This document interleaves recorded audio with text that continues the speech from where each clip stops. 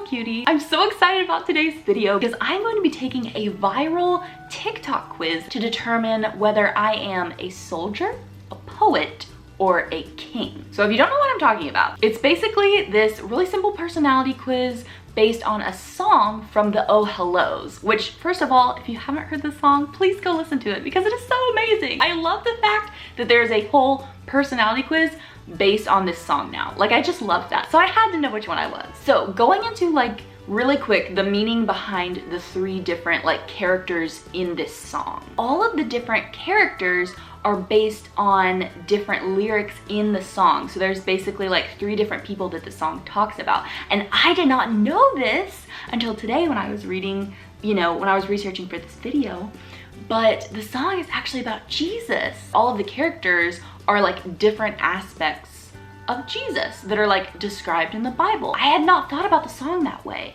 And like, you don't have to think about it that way. It's not like that's the only way it can be interpreted or anything, but like as a Christian, I just thought that was really cool. Okay, so number one, we have the soldier. The song starts off with, there will come a soldier who carries a mighty sword. He will tear your city down. Olay, olay, olay, olay, olay. It's a really catchy song. But yeah, so the lyrics for the soldier are that he carries a mighty sword and he will tear your city down. So very like anarchy, fighting the patriarchy, Katniss Everdeen, fighting against the Capitol, like those vibes. The next we have the poet. It says, there will come a poet whose weapon is his word. He will slay you with his tongue. So I've seen a lot of people compare the poet to Anne of Green Gables, like a book character who's like kind of romantic and like philosophical and like has all these cool ideas about the world. Also, going back to the Jesus thing, I feel like out of all of the elements of his personality they're like in this song, I feel like the poet is the most underrated. Like, I feel like people talk about him being like a strong warrior type, and I feel like people talk about him being a strong ruler, but he's also a softie and a sweetie. And there are so many verses in the Bible where God refers to his people with like really cute like terms of endearment. Like, one of my favorite verses is in Isaiah, and it says like, it's like God talking about his people, and it says like, whoever touches you touches the apple of his eye. So like calling, his believers like the apple of his eye. And I feel like stuff like that just gets so overlooked and it makes me so sad.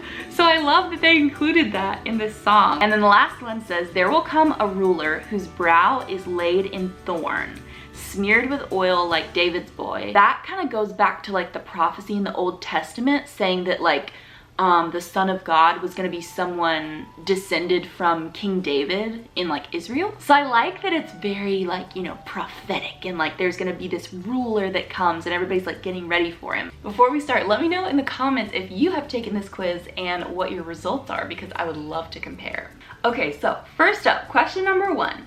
What is duty? A, an excuse, B, violence, or C, undeniable? So right off the bat, I'm seeing that these questions are very vague. I think they're open to a lot of interpretation, but based on how I'm reading it, I would probably go with the last one and say that duty is undeniable, because I feel like, everybody's just born with responsibilities. Like, you don't really get around that in life. Question number two. If you were to hold a crown, would it A, be covered in blood, the blood of the guilty? Oh. B, would it be covered in blood, the blood of the innocents? Oh my goodness. Or C, it would be covered in blood, your own. Okay, got very violent very fast. Hopefully if I were to have a crown, it would just be a nice, pretty, sparkling new crown with nobody's blood on it. But out of these answers, I think I'm gonna go with the last one again, because that way, like, if it's covered in my blood, then I know nobody else got hurt, and I feel like I would feel better about that than anything else. I don't know. That's kind of a weird question, but that's what I'm going with. Question number three. The throne looks A, right at you, B, like something to be destroyed, or C, golden and covered in flowers. I would say the last one, golden and covered in flowers, because like if you're gonna have a throne, you might as well make it really pretty, Question number four. The sword is A, in your mouth, pray you don't choke on it. B, it's in your hands, you picked it up yourself. Or C, it's at your side, it bore your name long before you did. I don't understand that first one. Like, what? I'm thinking C, it's at your side and it bore your name long before you did. Like if I was in a fantasy story, this is kind of how I'm trying to answer these questions. Like if I was a character in a fantasy book, because that's kind of the vibes of these questions, and I feel like I wouldn't necessarily be the first one to be like, let's go to war. But like if I had to, I could like handle myself. Does that make sense? Question number 5, there are rules. How many? A says none and you will keep it this way.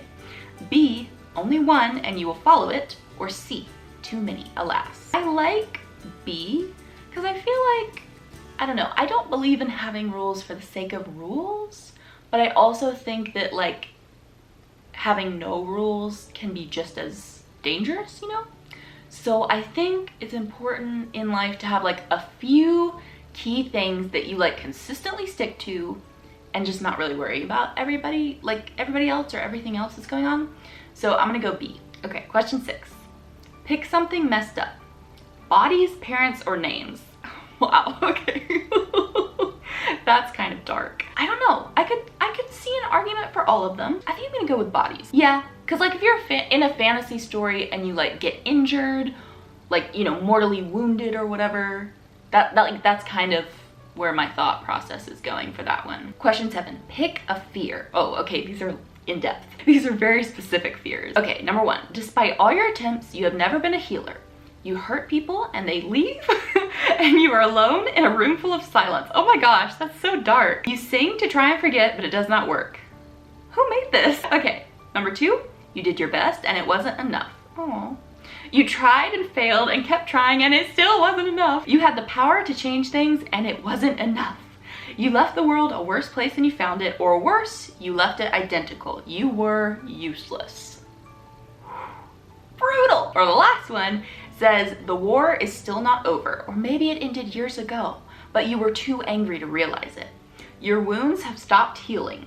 You keep going as if you had something to prove to the devil. For sure that second one, because I'm a bit of a tryhard and I believe in doing my best, and you know, sometimes in life that still isn't enough, but that can be pretty disappointing. So I think I'm gonna go with that one. Question 8, there is a home waiting for you, I promise. Good. What does it have? Windows, someone else, or peace? I mean, I feel like peace. Like, I feel like that's kind of what we're all looking for. And I feel like if you have peace, then like you have everything that you need. You enter a town. It is 1, something to breathe in, 2, something to make yours, or 3, something to accept. Okay, this might be kind of a different way of looking at it, but for me, so I grew up moving around a lot. So like I'm kind of picturing this, like I'm interpreting this more as like, okay, when I was younger and I would like get to a new town, what was my thought process? So for me, I think it's something to make yours. Your hope is that you settle in a new place and you make friends and you like find a community, like a new school or a job or a church or whatever it is, and you like kind of make it your home. So yeah, I think that's what I'm going with. Okay, you leave the town and you leave it A, broken, B, quietly, or C, laughing. I feel like you leave it quietly, because again, like going back to like the moving around thing, I feel like when we would leave a town, it was definitely usually like a pretty anticlimactic thing, and I think it can be a very humbling experience too, because like when you move around a lot, you kind of start to realize that even if you have a really strong community and friend group and whatever, once you leave a place, the people that you leave behind just kind of like continue their lives. And I don't know, I don't mean that to sound as like dark as I feel like maybe it does, but I think you realize that life just kind of continues. So yeah, I would say you leave it quietly. Question 11, pick a quote and make it about love. Okay, number 1, Come and Be Human with Me by Keaton Henson. Number 2, So I wait for you like a lonely house till you will see me again and live in me, till then my windows ache. That's so sweet. That's Pablo Neruda. Or number 3, You're trembling, but he reaches over and he touches you like a prayer for which no words exist by Richard Sicken. I'm only familiar with Pablo Neruda. I'm not sure who the other two people are.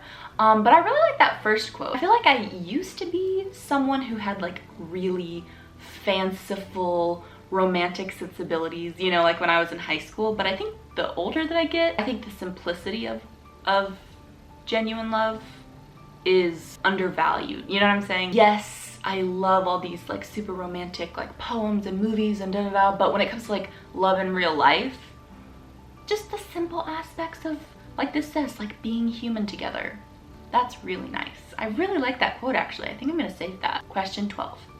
The one who hurt you haunts you.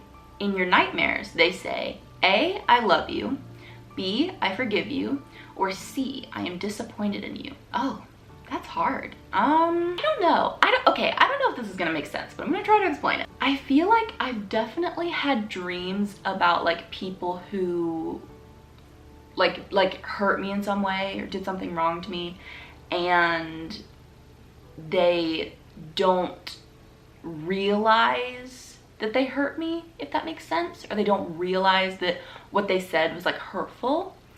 And I feel like that's kind of the worst feeling, is to not only be hurt by somebody, but to have them not really like, for them to be kind of oblivious to it.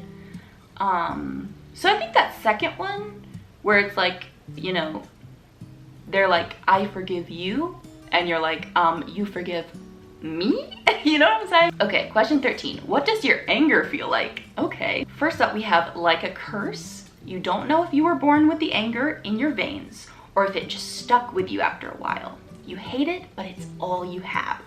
Okay, that sounds like the summary of like a fantasy main character if I've ever heard one. Okay, second, we have like rebellion. You are angry because not enough people are, and because anger is a strength in a world of apathy. Or like number 3, like shame. You're not supposed to feel angry. Anger is ugly, you tell yourself. You refuse to look in the mirror. You're afraid of what you might see. It would probably most be like the last one. Not exactly shame, but more like confusion. I'm not really someone who gets angry very often, and that's not always a good thing, because I feel like when I do get really angry about something, I don't always know what to do with that emotion or like how to process it, and I get really like flustered. Okay, question 14. What is a sin? Wrong, inevitable, or alive? Okay, I feel like this is a really like simple answer, but I'm gonna say it's wrong. Okay, who taught you about guilt? The silence, the world, or God? I would actually say that it's God, but like not in an unhealthy way. My relationship with Jesus is something that has taught me about like sin and about guilt and about like wrong things. It is true that I do wrong things, but like he loves me regardless. I can acknowledge my mistakes, but I don't have to let them like run my life, because he offers me forgiveness for them, and he like wants to have a relationship with me, and I don't have to be perfect in order to like earn his love or anything like that. So like I feel like saying, oh, God is the one who taught me about guilt, I feel like that sounds really heavy, but I don't mean it that way. Okay, question 16. How will you die? Oh my goodness, I don't know. As a consequence, tired, or lonely? Gosh. Okay, this quiz is turning out to be a bummer. Okay, my camera ran out of battery, but let's keep going. So we were on question 16. I don't know. I mean, I hope it's not lonely. And honestly, I'm just gonna say as a consequence, because like everybody's born, everybody dies. It's like the circle of life. Okay, when you die, where will you go? Somewhere good, hell, or anywhere but here? Let's say somewhere good. What is hell anyway? Okay, we're getting theological. Option 1 is other people, really targeting our antisocial girlies. Number 2, barren, or number 3, doubt. Okay, this might be weird, but I actually think a lot about this, because I feel like people focus so much on hell being like the fire and brimstone and like the punishment, like that sort of vibe. I'm not disputing that necessarily, but I feel like maybe more significant definition of hell is just like a place that is devoid of God. And that kind of like ties back into like my personal theology, but I feel like why the story of the Bible is so compelling is because it's literally about a God who has the power to, you know, make people do whatever he wants, but like chooses not to because he wants to give us the opportunity to choose to love him in return. I think that's so amazing. But so with that, he also has to give us the option to not choose him. And so I feel like that's what hell is just like somewhere that is completely devoid of his presence. And if you like believe what the Bible says, and if you believe that like every good thing comes from God, which I do, then like logically it's just a place without good things because he's not there. Does that make sense? Anyway, so I think I'm gonna go with like barren because it's just like empty of good things, you know? Okay, question 19. Throw a wish to the world. Number 1, let me fight. Number 2, let me be free.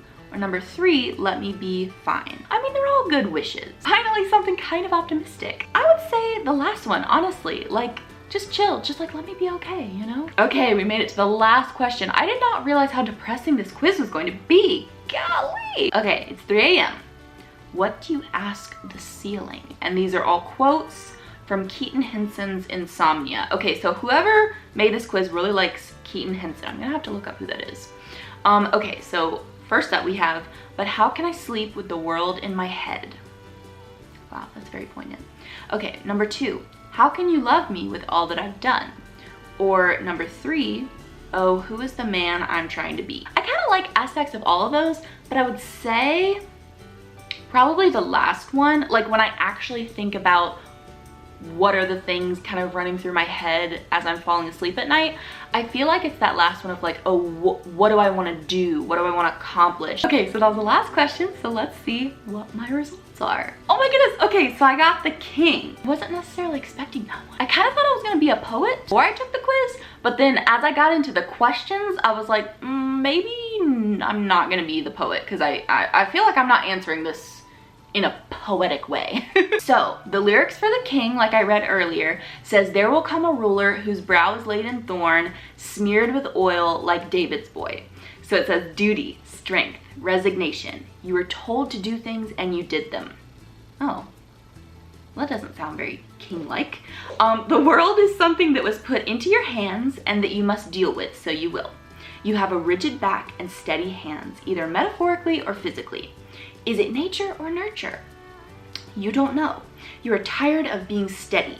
You dream of feeling alive. Not that you aren't, but sometimes it's hard to remember that there's a heart between your ribs. Okay, so I'm gonna be honest. I feel like I still don't really understand exactly what this result means. Let's see if I can maybe find another page that like explains the different ones. Okay, so this is a website that has each of the different roles from the quiz explained, so maybe this will help a little bit. Okay, this makes much more sense. So first off, it says the soldier. This is a person who sees everything as a fight. They feel destined for violence, driven by anger, and walks into this world of conflict, partially by their own choice. Then we have the poet, who is a more peaceful creature who sees the beauty and poetry of the world and uses the power of words and their sensitivity as a strength that others may underestimate. However, the quiet power of their character can change the world as much as an act of war. That was sweet. I like that. And then we have the king. Okay, so that's the one I got. It says the king is a person who feels the burden of being the one who has to manage and take accountability for the world. Duties are inevitable for them, and they feel they must take them on and just follow what the world expects. Okay, so I would say I relate to that. I would say I have always like kind of been the, I don't know, maybe not the mom of the friend group, but like the kind of boring, responsible one. Like especially when I was a kid, I was like the one out of my friends that was like making sure we weren't being too rowdy or making sure, you know, we were like not breaking any rules or not, you know. So I definitely get that. I definitely in some ways am a very stereotypical older sister personality, which I feel like relates to that explanation a lot. But yeah, I would say I'm very independent, very driven, very responsible. Maybe at times, like kind of what it said, like there's a bit of like the burdens of those responsibilities and things feel a little inevitable. So like I do kind of get that as well. I would say that was actually fairly accurate.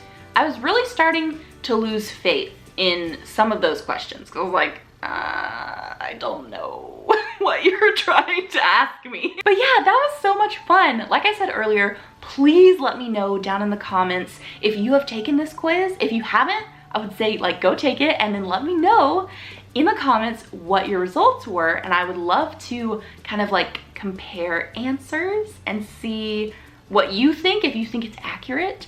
Or what you were expecting to get. But yeah, that was so much fun. Thank you so much for watching. As always, please let me know if there's any way that I can be encouraging you or praying for you this week. Otherwise, I will see you next time. Bye.